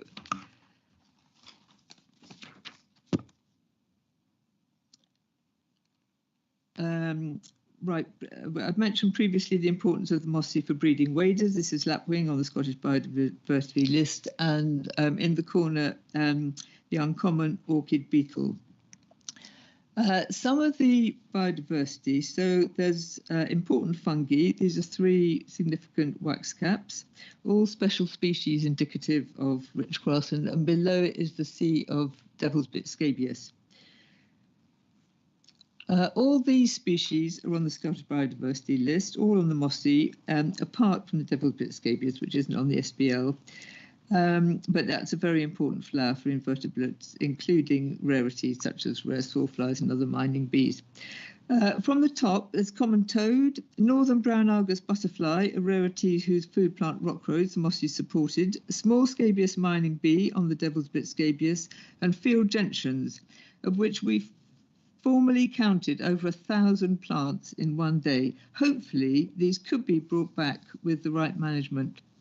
We strongly recommend that the condition 4C should apply to the as yet unexcavated ground that I've shown you the pictures of, and that the CMPA ensures protection of these areas with granny pines, mature willows, mature birches, other species and ground vegetation. In condition 4D, which is about that there should be management of species-rich grassland areas on the land, we obviously completely support that, but we're not sure that there is actually any of this grassland left on the applicant's land. We also have a comment on the HRA, which concludes that there will be no effect due to people not leaving the paths. More people means more chance of issues. And I want to draw to your attention that a capercaillie chick in Annagach was killed last year by a local resident's dog. So to conclude, the mossy as a whole, with its mosaic of habitats, should be looked at by the CMPA as a truly exceptionally rich area, as was properly recognised by the Park Authority previously. The degradation it has undergone is hopefully not irrevocable, and the reinstatement of the mossy is the prize that the CMPA should be working to secure. Thank you. Thank you, Ms Jones. Gavin. Yeah, I'd just like to come back on a point there, because I think Tessa spoke about some of the works which have happened on the land that the applicant controls, which is effectively the slope before the mossy. The mossy is the large flat area of farmland. This site is next to the mossy and has spoken about lots of other developments and management of that mossy, which this applicant doesn't control. So it's a separate bit of ground that that the mossy is. This bit of ground, which is more or less on the slope of the hill underneath the railway line down to where the mossy starts, does have biodiversity value. It's a nice place, and it could be a very good caravan park as well, but blending in with that nature, and that's real, and that's about the site of land that the applicant controls, but it's not related to the application that we're speaking about today, which is a small part of that at the bottom of the site. So just to be clear that the application today is dealing with a small area of ground, and you can see the photos of what had been done, and it's for that work there. The other parts of the site are a separate issue that need to be addressed separately, although one of the conditions that we've got today also relates to that ground as well and will interact with it. Okay. Thank you, Gavin. Do we have any questions for Ms. Jones? No one? No one in the room and no one online. Okay, Ms. Jones, thank you very much. Take your seat, please. Okay. Right, so are there any points made by the speaker that Katie would like to respond to?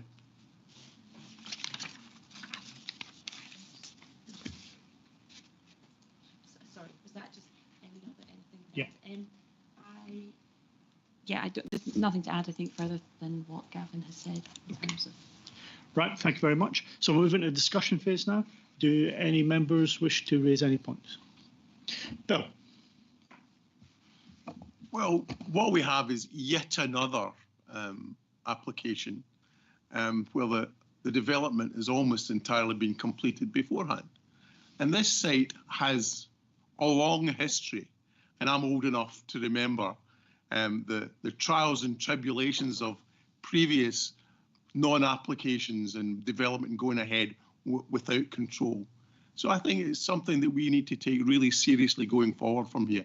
This continual retrospective applications by various applicants, I think is absolutely disgraceful. And we as an organisation need to do something serious about this. Because if you look at the photographs that Katie provided, this is definitely a retrospective application. There's a tarmac road driven right through the middle of it.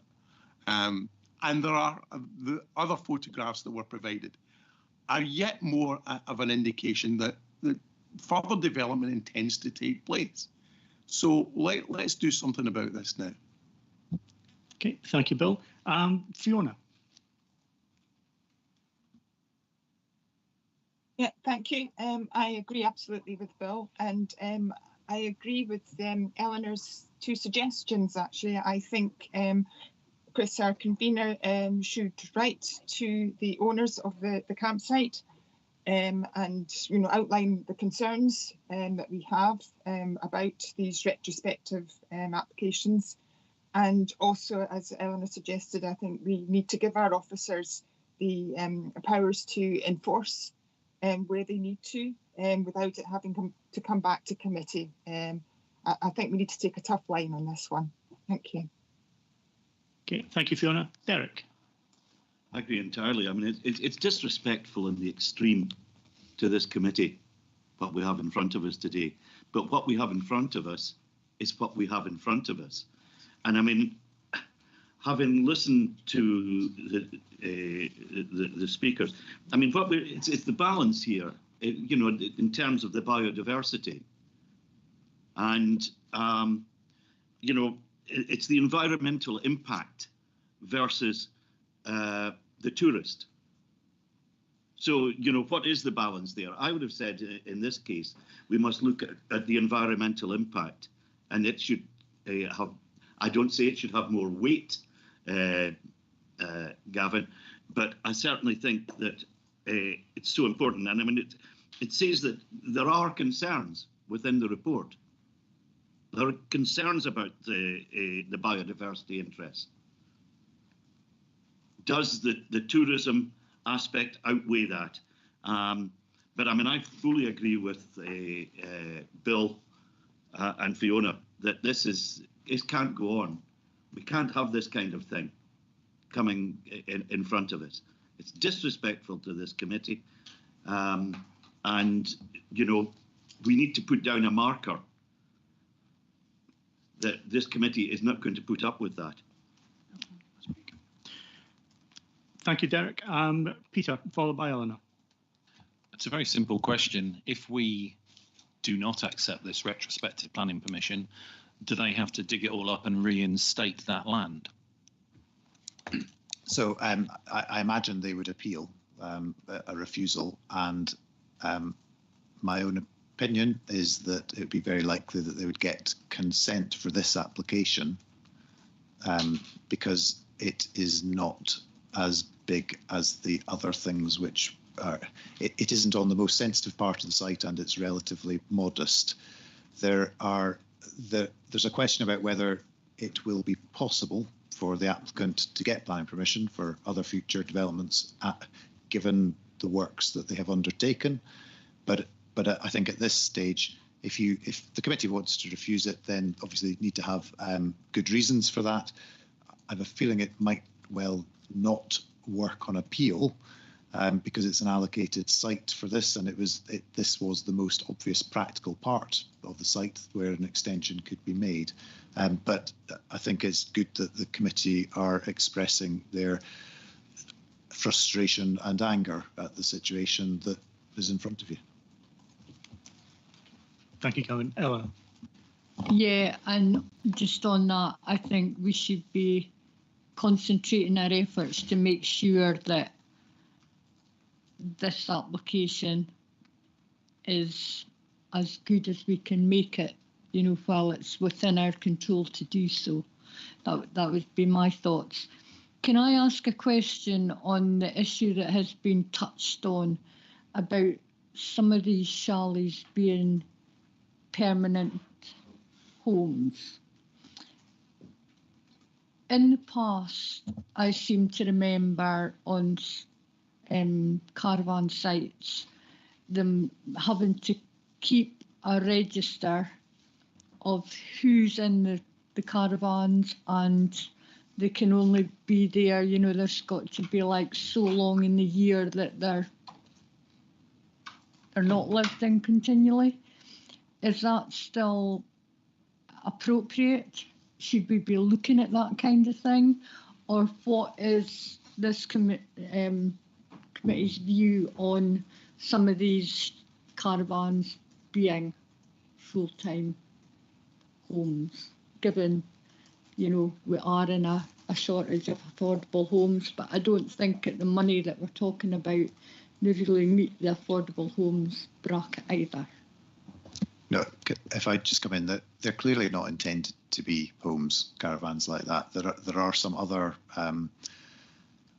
buildings on the site which are within the licensed part of the caravan site that are some kind of hybrid caravan come home that are much larger. These are clearly static caravans that are intended for a short-term stay, and we can add a condition that that limits them so that they can't be a permanent residence, and will limit the occupancy of them, both in terms of total number of days within a year and the period of time somebody could stay in one consecutively as well. And we can insist on a register as well within that. This is the first time I think that the committee have had an application that actually extends the number of caravans in any significant way on the site beyond the site licence boundary that it has with Highland Council. So this is a genuine extension to that site this time. So this is the right time to put on any of those restrictions, which obviously are not simply about housing. They're intended to make sure that the caravan site has the economic impact on the town for the other businesses here that people would expect.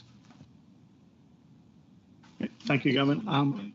Okay, yeah, Derek, it's you anyway. If we can't stop unregulated development such as this, our fat chance of us stopping and stopping people staying all year in these units. I mean, you know, we haven't been able to stop the unregulated development, Gavin. You know, how are we going to stop people staying all year in these units? And you know, I mean, you know, there's an implication for services in the area then, if we're going to have these occupied all year round. That, you know, it's just a point. Thanks, Derek. Then we've got Lauren, Kenny, then Sandy. No, just in the risk of covering ground, I think I agree with Eleanor. I think this site being less sensitive, for want of a better word, but less sensitive on the site. I think we need to make this as best as possible. And then just to express support for the officers being able to enforce. I just don't understand how they keep they keep progressing, and I just think it just shows everyone else who plays by the rule book, is very frustrating experience, and so I guess with this bit of ground, I'm kind of I can see the issue, but I just think that we need more enforcement going forward, because this is just not fair on other applicants who are following the rules. Thank you, Lauren. Kenny? Thanks, Convener. So I agree with virtually everything that's been said so far, and it's hugely frustrating, I imagine, for everybody. There was a question in one of the objectors who talked about waste. I get Gavin's point that this is adjacent to the Mossy, but is there an implication from any discharge or any of that kind? What mitigation is there in place? Certainly there were no issues raised through the Habitats Regulations appraisal, which because all of the infrastructure is already on site, so the any wastes and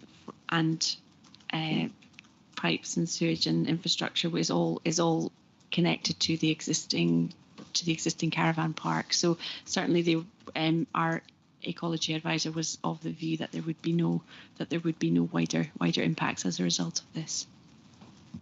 Yeah, just to confirm, I mean, the caravan site of this size is licensed by SEPA for all of the wastewater on it. So there is all of that is controlled separately, and SEPA will require it all to be connected in that way. So that is not an issue that arises here. Sorry, thank you, Gavin. Sandy. Again, just very briefly, assuming a mood to approve subject to conditions, subject to a letter to the convener, subject to our officers being granted whatever powers they need to rein in this behaviour, that we make it very, very clear that we are speaking unanimously as a committee, and we're conveying the extremely strong feelings of this committee. Okay, thank you, Sandy. No one online, no one else in the room. So, don't want to use the word happy, but is our committee members content to take forward? Sorry, Eleanor. It was just on the point of, is there agreement that we should have a condition requesting that register? I know Derek has little faith in it, but it has worked, and I know two sites where it did work and it was monitored. I don't know if it's still out. I think I'd be very happy that we put that condition on that combines the prohibiting the use of them as permanent residences, and then we would limit both the total number of days that anyone could stay within a year and the duration of any single stay that they could stay there, and that we have the register.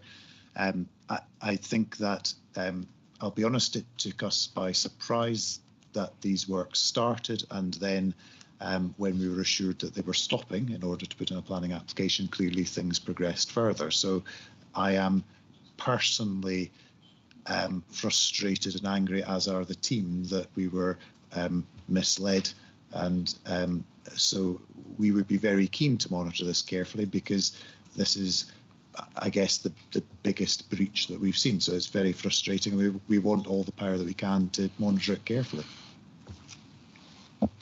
Thank you, Gavin. So our committee members are content to take forward the officers' recommendations based on the additional conditions regarding the register and the number of days it can actually stay there, and also that I will contact the developer and raise our very grave concerns about their nature and how they've done this going forward. Okay, Lauren, would you like to add something? Yeah, just sorry, maybe this is a question for Peter, but just in terms of that legal enforcement, can I just get some assurances that, this when we enforce something, it will be listened to, basically?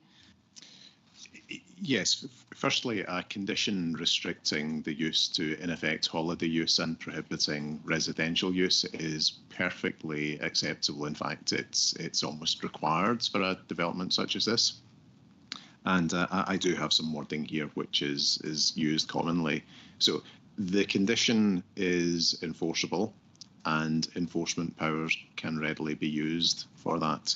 So it might be helpful if I just give the example condition that this only deals with the first part rather than the restriction on the number of total days in a year and the restriction on the individual stays. But the general condition would be the caravans shall be occupied for holiday purposes only and shall not be occupied as the person's sole or main place of residence. The operators of the caravan park shall maintain an up-to-date register of the names of all owners of caravans on the site and of their main home addresses, and shall make this information available at all times to the local planning authority. I should say that that condition should be expanded not just to cover the owners, but also the occupants from time to time. Okay, thank you, Peter. Right, so are we happy to approve the condition subject to all those conditions? Yeah. Okay. Now, Derek, would you like to come in on that? I'm minded to move that we reject this, and I'd move against it on the grounds that the environmental impacts. Okay. Do we have a seconder for Derek's amendment? Okay, I'll say. Yeah, okay, so we've now got an amendment. I guess you guys will now want 5-10 minutes to speak to Peter, and we'll have a little break just now. Can you switch off the live stream? And I'll allow everyone to have a comfort break as well. Okay, so we shall reconvene at 12 o'clock.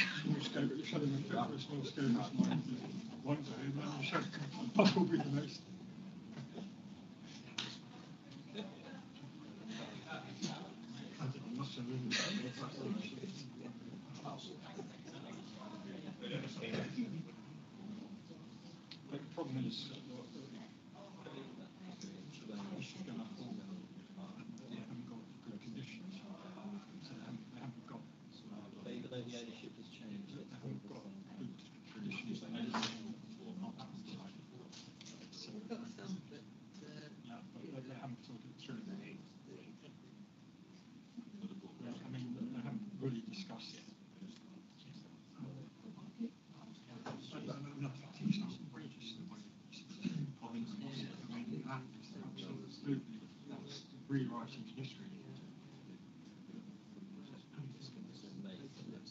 Yeah, shifting baseline.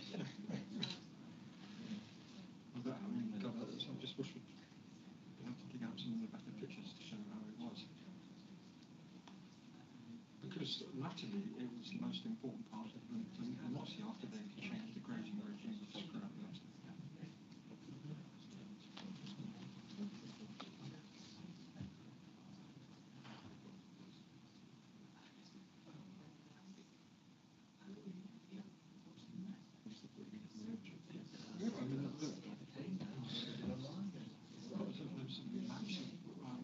Presented to the community council, but we want to. I think we ought to challenge your writers to say.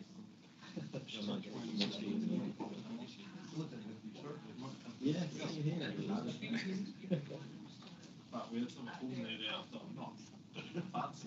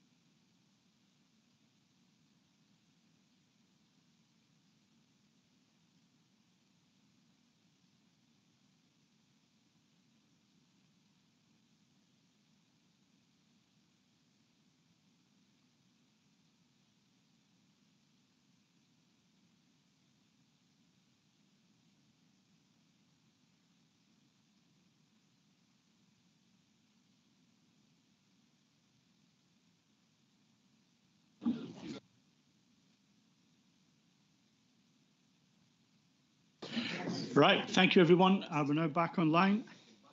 So we're now going to have a vote.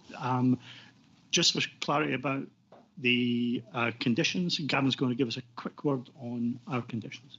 Yes, so Peter read out the main part of it, and we just wanted to note that our proposal would be to supplement that with two other parts. So that is that no more than somebody can't stay there for more than 90 days in total over a year, and that nobody could stay within a caravan for longer than 4 consecutive weeks at a time.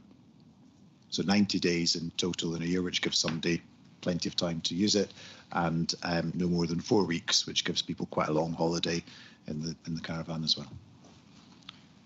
Thank you, Gavin. Right, just one other point. Unfortunately, Steve Micklewright left the room for a moment during the discussion, and unfortunately will not be able to take part in the vote. Can I ask the clerk to run a roll call, and we'll go with motion or amendment? Sorry, sorry. We just need to hear the amendment. Sorry. Yes. Yes. Can we hear the amendment, Derek? Sorry. Get ahead. Thanks very much, Chair. I think we're all agreed that the retrospective nature of this is entirely unacceptable and disrespectful to this committee. But my motion is separate from that, and it is that on the basis of NPF 4 Policy 3, this has a detrimental effect on the natural environment, and for the reason basically that the test put forward in terms of the biodiversity and the effect that it has on that, and that this will put this area under unacceptable pressure of a creeping development. So kept it very brief. So it's NPF 4 Policy 3 detrimental effect on NPF 4 Policy 3 detrimental effect on the natural environment. Thank you very much, Chair. Thank you, Derek. Thank you, Bill. Okay, so we'll run the roll call. Chris Beattie, Motion. Jiva Blackett, Reluctantly motion. Sandy Bremner, Very reluctantly motion. Very reluctantly motion. Amendment.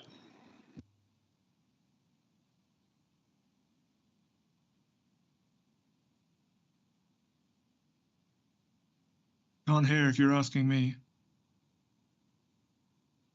oh, Paul Gibb, Amendment. Russell Jones, Amendment. Bill Lobbin, Amendment. Lauren McCallum, Very, very reluctant motion. Eleanor McIntosh, Motion. Sandra McDade, Motion. Fiona McLean, I'm going to abstain on this one. Duncan Miller, Amendment. Anne Ross, Motion. Reluctantly. Derek Ross. Amendment. Thank you, everyone. So by my reckoning, that is 8 for the motion, 6 for the amendment, and 1 abstention. So that means that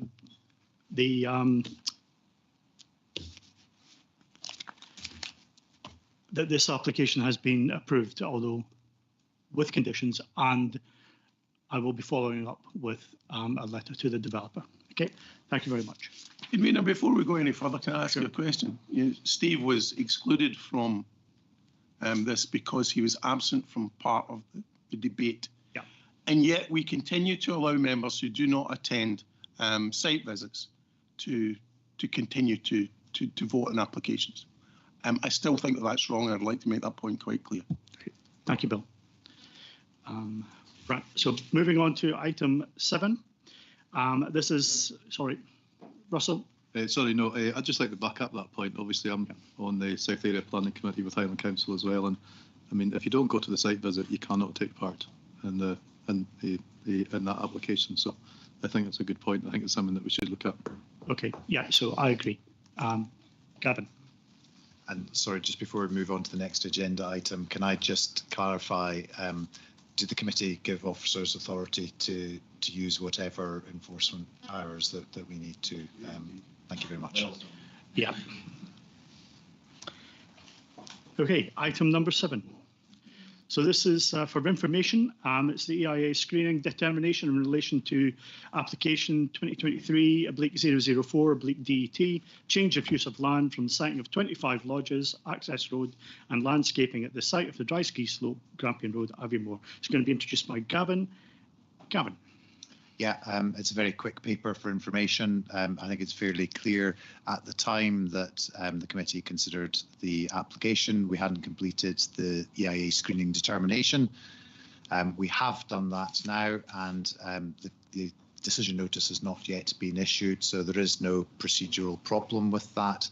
And just to reassure the committee, we do automatically do EIA screening of most applications in the national park, because most of them can be called infrastructure developments under the sort of urban category under the Schedule 2 of the EIA regulations, but we don't report that to committee most of the time because it's just part of that procedure. Obviously, when one does need an EIA, then there's further procedure to follow, and the committee see all of that information as well.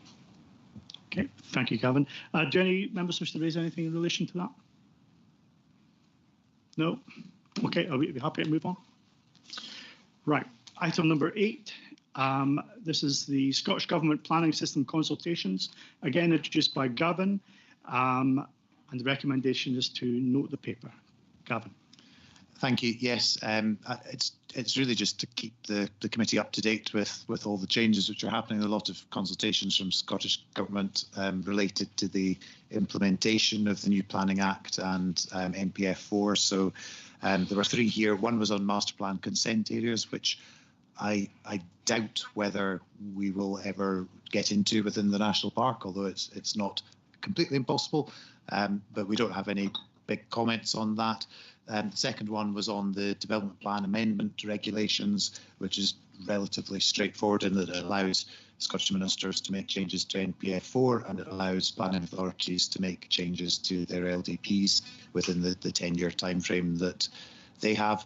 And then the final one, which is, I guess it's mostly more detailed, and it's not about necessarily legislation or regulation proposed at this stage. It's just about resourcing the planning system.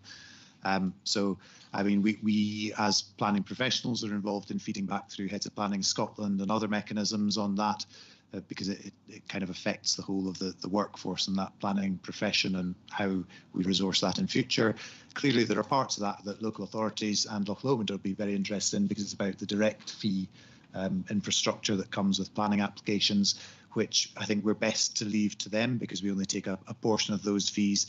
We're obviously interested in the opportunities for other fee income that may come in future for the Park Authority, but you know, we are in the context of 5 other planning authorities, so we wouldn't want to be charging more than another planning authority for the same fee, and we won't want to be double charging applicants either on things like that. So I guess the final point to note was, and it's probably slightly reassuring for this committee, obviously before you sit on the committee you have to undergo some planning training in order to be able to sit here, and not all councils or planning authorities have that actually, but the government are proposing that will probably become mandatory in future, and actually that would be good for us as well, because it would create a kind of a standard way of doing it across Scotland too. Okay, thank you, Gavin. Any questions for Gavin related to this? No, nothing online. Is the committee happy to note the paper? Yeah, noted. Okay, so moving on, item number 9, any other competent business? Does anyone have something? Derek. Really, it's just a point of information on Bill's point and your point about attendance at site visits. It's certainly not compulsory in Moray. So that is not a local authority one. It's not. I mean, I think it should be, but just as a point of information. Okay, thanks.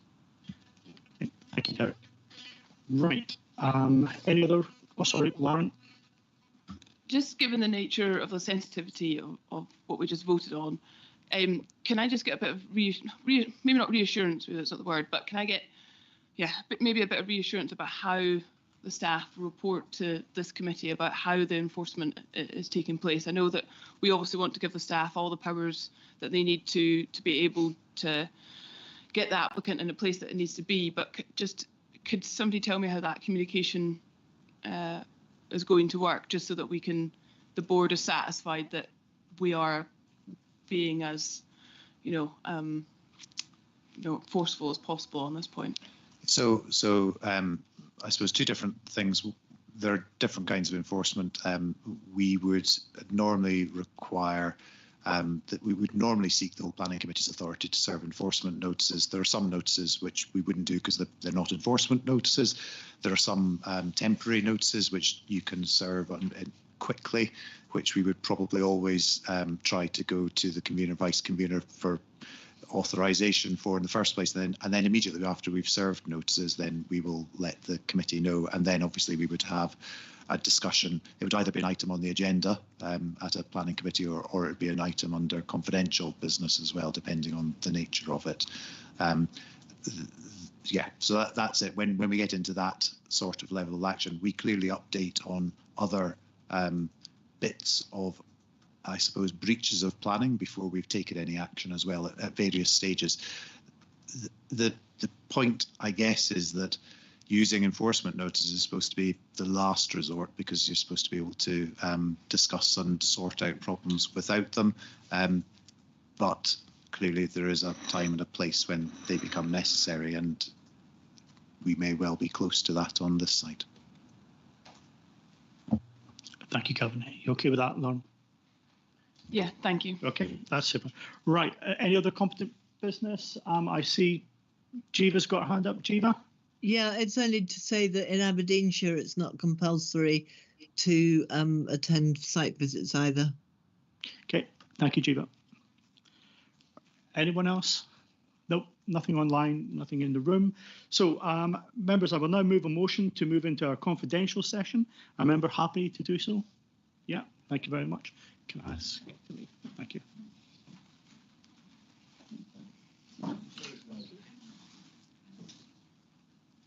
Can we turn off the live broadcast, please?